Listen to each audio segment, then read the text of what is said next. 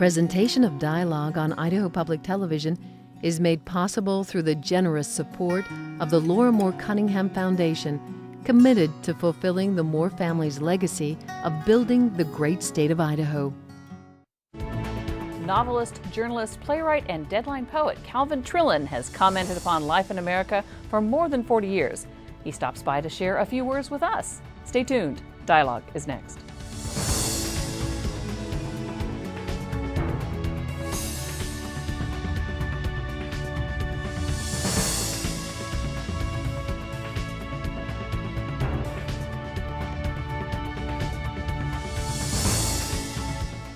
Hello, I'm Joan Cartan-Hansen. Thank you for joining us here on Idaho Public Television, on the World Wide Web, and on public radio stations. Calvin Trillin's first full-time reporting job was covering race issues for Time magazine in 1960. From that serious beginning, Trillin has gone on to become one of America's funniest writers. Born in Kansas, Missouri, and a graduate of Yale, Trillin has written for The New Yorker since 1967 and The Nation magazine since 1978. He's also written more than 25 books, including his latest, Quite Enough of Calvin Trillin. Trillin is in Idaho speaking to the Idaho Humanities Council, and he joins me now. Sir, thank you for being here. I appreciate it. Thank you for having me. And of course, this interview is taped, so we won't be taking calls, but we do have some Facebook and email questions to pass along. The first one was that came in, wanted to know what it was like writing about race relations in the 60s. What was that like? It was, I was in the South, and even though I grew up in a essentially segregated city, Kansas City didn't have integrated schools by law. Actually, Missouri was segregated, and it was there weren't black people in restaurants or movie theaters. They had their own school. Of course, the black high school was called Lincoln, and the movie theater was called Lincoln. I always say that I had to come east before I realized that Lincoln was also the president. But, I thought it just meant African-American place you could go. We didn't have any rhetoric about it. We didn't have any signs, and we didn't have separate drinking fountains and that sort of thing. So it was sort of startling to be in the South, where you had to be careful which neighborhood you were in, because the black cab couldn't pick you up and a white cab wouldn't go there, and just where to meet somebody to interview was a question. If the person was black, you had to figure out which restaurant was okay to go to or wasn't checked on. I mean, technically you were breaking the law by doing that. So it was strange, and it was, for me it was an important experience, because that's all I did for a year.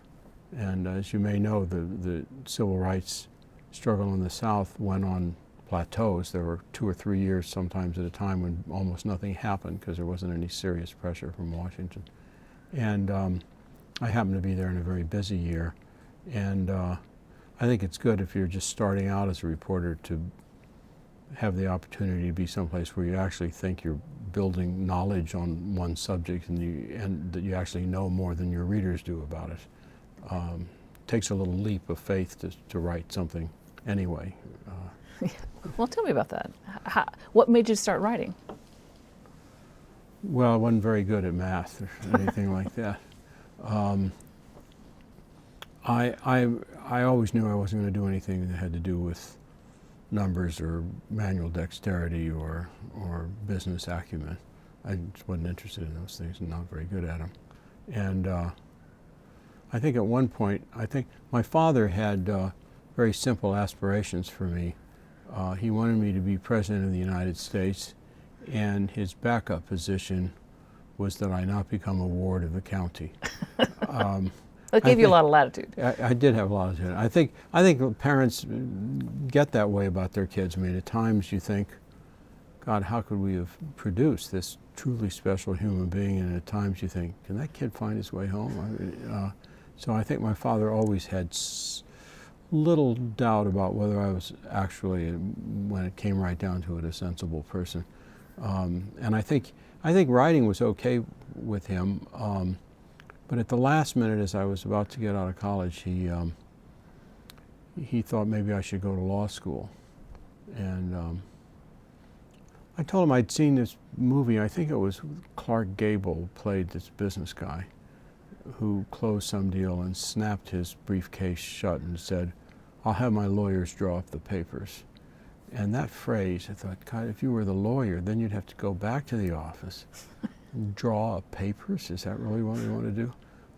So I didn't really want to go to law school. So I think this is, for a lot of people my age, what I guess called journalism, we sort of hesitated to use the word. We thought it was a fancy word then. I think was a sort of fallback, or not a fallback, but a default position, sort of, if you weren't really enthusiastic about doing anything else. It takes a certain amount of bravado to be a writer, because you're somewhere between an artist that produces something that someone can physically hold and well, a performer. I think you have to acquire some confidence that when you're staring at what used to be the page and is now the screen, that somebody somewhere is going to be interested in what you have to say, and also your work is out there for if you meet somebody at a party and later say that guy seemed to be a real dunce, and somebody might say he is considered the shrewdest trust and estates lawyer in New York, or the shrewdest investors. I mean, you don't know anything about that, but a writer's output is there for people to see every day, so everybody's entitled to a judgment. Melanie asked if she would like to know if having to write for a living and meet strict deadlines took some of the joy away from writing. No, I think of deadlines as sort of crutches. You really have to get it done by then, and if you don't, I think people who don't have deadlines or have the trouble, and people who don't have deadlines usually make some artificial deadline in their own mind in order to be able to do it. I mean, either how many words they're going to write that day, or how many hours they're going to stay in the cabin in the woods, and if they work that way. But do you have a deadline when you write a book? I usually have some sort of deadline with the publisher, and I don't think people pay much attention to publisher deadlines, but yeah, I have a deadline in my own mind about how long, and then a few years ago I did a long narrative poem on the 2008 presidential campaign, right. And there was an obvious deadline that Yeah. we were trying to get it done just out after the campaign.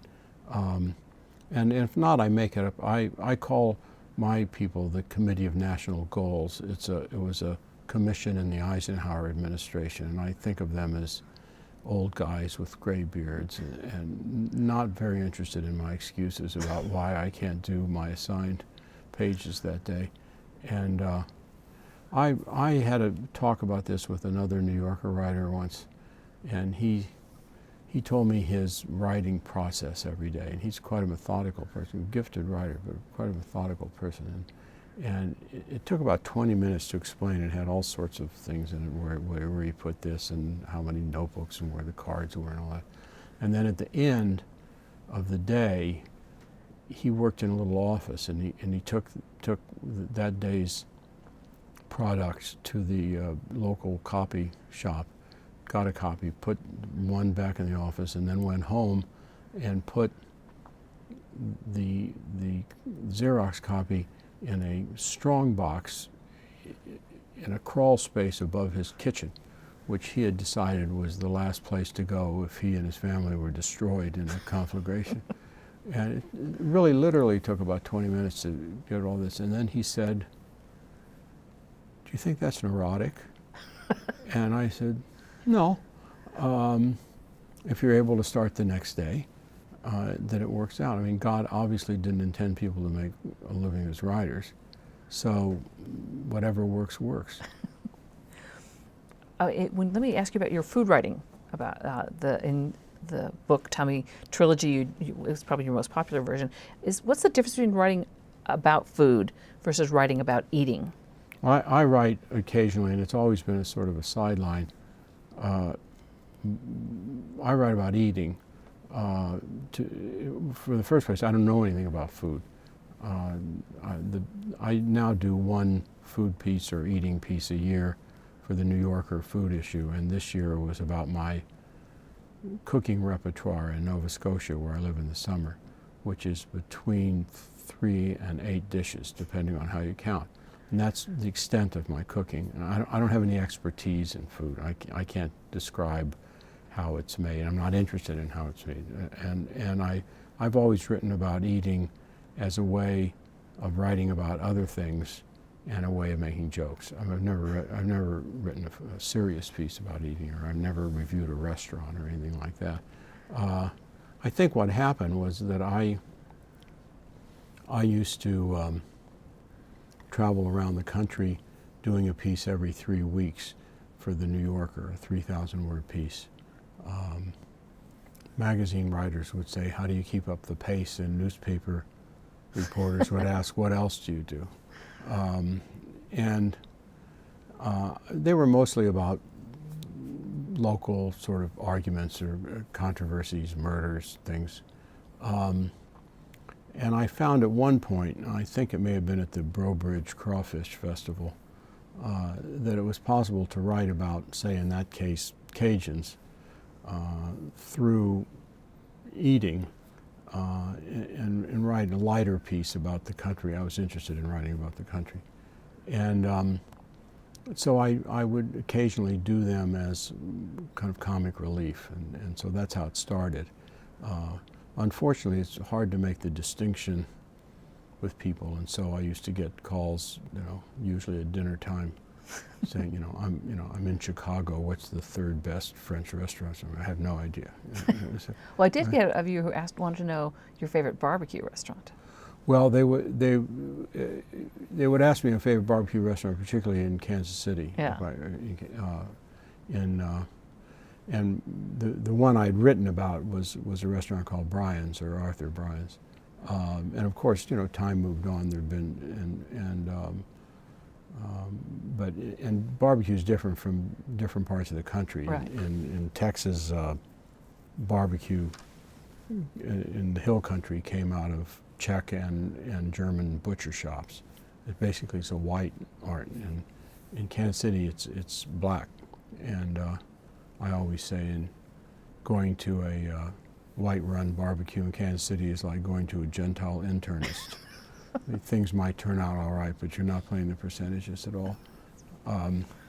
But most places I couldn't tell people what my favorite bar, because I don't know. I don't go around the country rating things. Do you like dry rub or wet? Yeah, I like it all, really. Yeah. I like it all.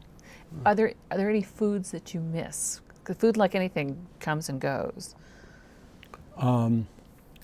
No, I don't think my childhood was not full of really fantastic food. I always say my mother, for 30 years, served her family nothing but leftovers, and the original meal has never been found. So it's not as if I have tremendous nostalgia. There's an old Louisiana phrase, slap your mama. You'll go home and slap your mama. If you taste this étouffée, you're going to go home and slap your mama, Yeah. Which I like the phrase partly because it rhymes with Obama. Not many things rhyme with Obama. But I've always assumed that what it meant was you thought you revered your mother's étouffée. And when you taste my étouffée, you're going to go slap your mama. In my case, it wouldn't work that way. No, I wouldn't want to slap my mama. In your book, Quite Enough About Calvin Trillin, you had to sort through 40 years worth of material. What were your guidelines for what you picked and what you didn't pick? Well, there's some things that were obvious because I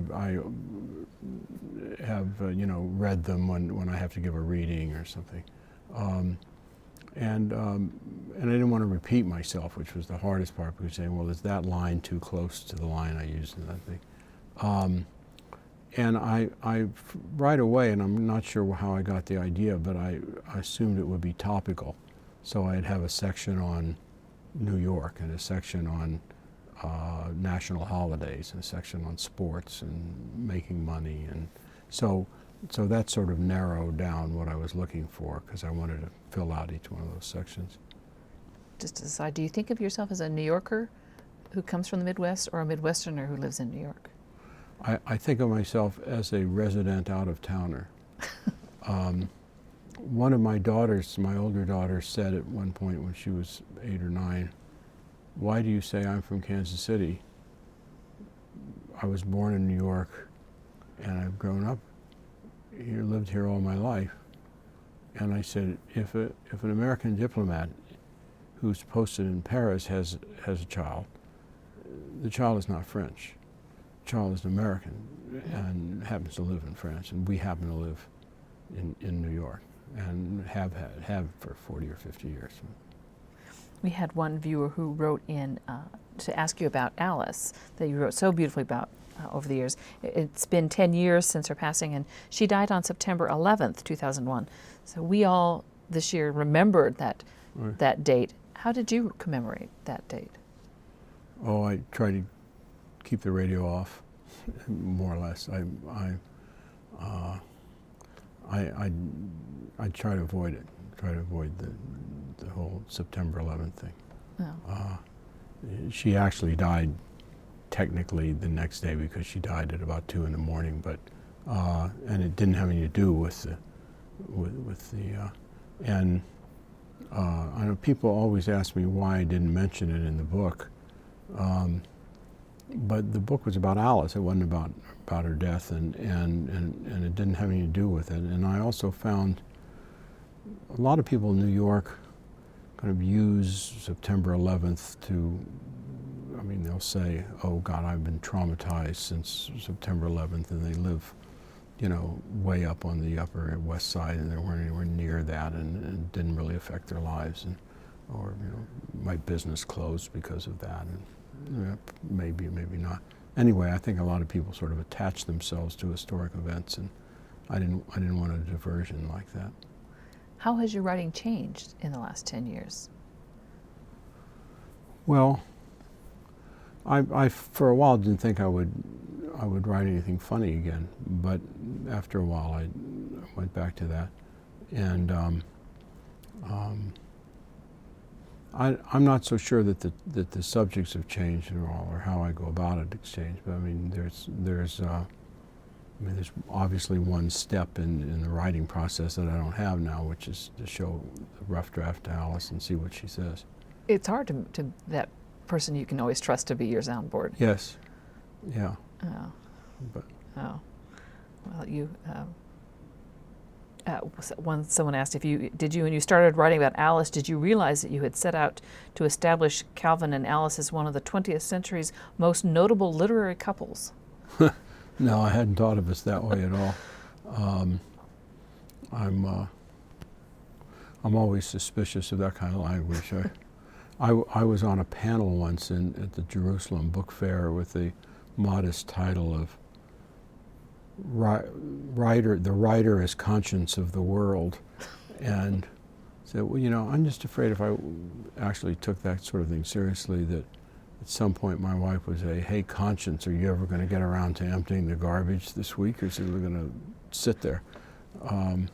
So I don't think I had any plans to do that. It just that particularly in travel and pieces about eating and lighter pieces that she worked in, it was easier to write about it through her and my daughters.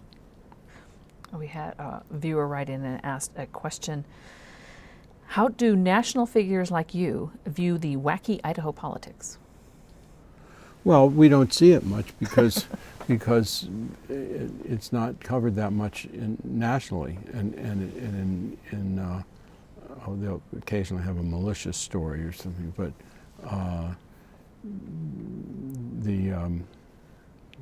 I think that's one of the reasons I was interested in doing these pieces around the country, is that the national press is interested in the part of America between the coasts, sort of when there's a natural disaster or a really interesting primary race or something like that. And I guess those things could be the same thing. But so we don't get much Idaho news. It's shocking. It is. It's I just should shocking. complain. I should write a letter to the New York Times. How come it's Don't a hear about blackout Idaho. on Idaho? Not to mention Montana, which they don't. Which they don't. Right. You came in Idaho in 1979 to write about bank robbers. Yes.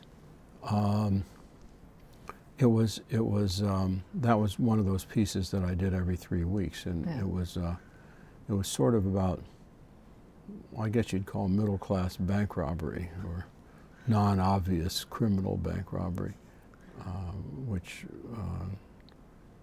but that was a long time ago. I'm not sure I've been back to Boise since. I think I've been back to Idaho. Yeah.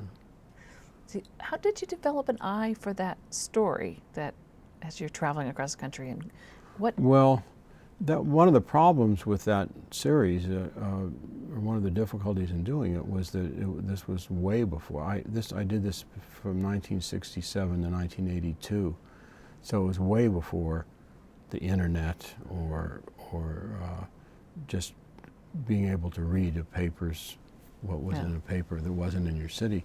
I actually used to go to the out-of-town newsstand at Times Square and get a pile of papers, almost all of which were useless for my purposes. Sometimes people would write me about something or send me a clipping, or the first thing I lost in trying to remember about that series was the sources of the pieces. I have no idea how I got to the Idaho bank robbery story. But sometimes it was, reading another paper and there was a little piece about it. So what would attract you? What topic would attract you? Well, I think like all reporters, it's nice to have a little narrative engine. What Hitchcock called the MacGuffin that carries the story along. The New Yorker used to have a series called something like Notes of a Gazetteer, and Philip Hamburger did it. And he would just come into a town and sort of write his impressions of the town. And I would have found that extremely difficult. I mean, I didn't go to a place. I always went to a story. But I was attracted, one, by a story that seemed to say something about the place. That could only be told in the context of the place. I was interested in a story that had some narrative line, and I've sometimes found it interesting that one group was sort of rubbing up against another group for one reason or another. So there were quite a few stories about, arguments about whether development should happen or the librarian getting fired or something like that. And this had a nice narrative line, that story, and also interesting people involved in it. They tell me you're working on a children's book. Yeah, I think I am. I've never I've told a lot of stories to children, to my children, and I have grandchildren, but I've never actually published a children's book, and I'm writing it. Unfortunately, I don't know where it's going. I mean, I don't know the story, but I'm assuming it will come to me. How is writing for children different than writing for the New Yorker? Well, I think in general, you obviously have to be careful about the vocabulary, about how doing unfamiliar words and things. Although it's amazing now, how the story is sort of based on my smallest grandchild, who's 5, and it's amazing how the words that come out of his mouth. I mean, complicated words that you wouldn't think that he would know, and this is partly in verse. So it's easier if you, when I write what we call deadline poetry in the nation. And you had a book out, The Deadline Poet. I had a book of the Deadline Poet, and then I actually did three. I did a book called Obliviously On He Sails, which was about the Bush administration in rhyme. It was half of a poem that was Obliviously On He Sails, with marks not quite as good as quails. That was when his college transcript was revealed during the 2000 campaign. But there you can think of sort of complicated rhymes, and it sort of improves it. But with children, I think you wouldn't want to use an obscure word or Slap your mama might not. Slap your mama wouldn't work, or Yokohama even, which is another Obama rhyme, or Cinerama. You have to be careful about what they're familiar with. Well, I can't wait to read it. I know I did have one final viewer, and I apologize, I haven't had a chance to ask you about poetry, and the question was, how do you begin to start a poem? Well, I sometimes, the kind of poem I write, which is, I mean, it's kind of an exaggeration to call it a poem. I mean, it's really a piece of verse, I often think of the subject is the hardest thing to think about. To think of. But after the subject, it depends a little bit, for instance, on the rhythm of a phrase that I need, about how it's going to be written, whether it's going to be iambic pentameter or whatever you call the others. I mean, I'm not very good at the poetic terms. And then see what rhymes. I mean, occasionally people say, well, you ought to rhyme so-and-so's name with such and such, and they said, well, that doesn't quite rhyme. And I said, well, it's close enough. I said, hey, rhyme's all I've got. I mean, I'm afraid you can say, to Wordsworth it doesn't quite rhyme, and he still might have something else, but not me, it's rhyme. Well, sir, I appreciate you taking time to be here. You're speaking to the Humanities Council. Is there anything in particular you're going to be telling them? I thought about giving my 45-minute speech on farm price supports. It's 45 minutes, but I tend to go through it twice once I get really revved up. But they didn't think that was a very good subject, so I'll have to think of something else. All right. Well, we look forward to finding out what you say. Thank you. And thank you for being here. I appreciate you joining us. Sure. I did say thank you. And also, if you'd like to know what Mr. Trillin thinks about the presidential race, we're going to be talking about that in our web extra that we'll be taping right up, and you'll be able to see on the website. If you'd like to learn more about Calvin Trillin and all the information on our website, go to idahoptv.org and click on Dialogue. We also invite you to become a friend on Facebook or Twitter. Thanks for joining us. Enjoy Dialogue.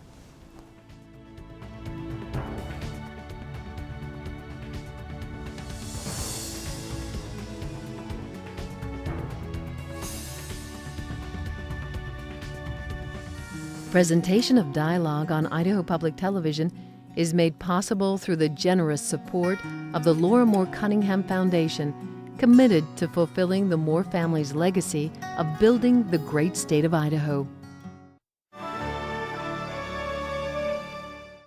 Check out our website, like us on Facebook, or follow us on Twitter.